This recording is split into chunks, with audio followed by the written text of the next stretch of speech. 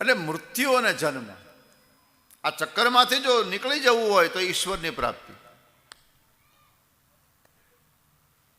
હવે ઈશ્વરની પ્રાપ્તિ બહુ દૂરની વાત. બહુનામ જન્મનામ અંતે જ્ઞાનવાન મામ પ્રપદ્યતે.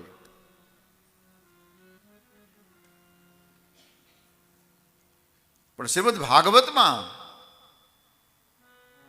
પરમાત્માને સહજતાથી પ્રાપ્ત કરનારી ભગવાનની ભક્તિ બહુ સરળતાથી ઈશ્વરની પ્રાપ્તિ કરાવી દે. હા, અને સલામત માર્ગ પાછો, અને બિન વિવાદી માર્ગે ખરો લ્યો ને.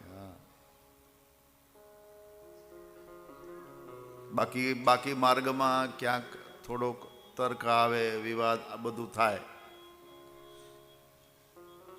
પણ ભક્તિ જે છે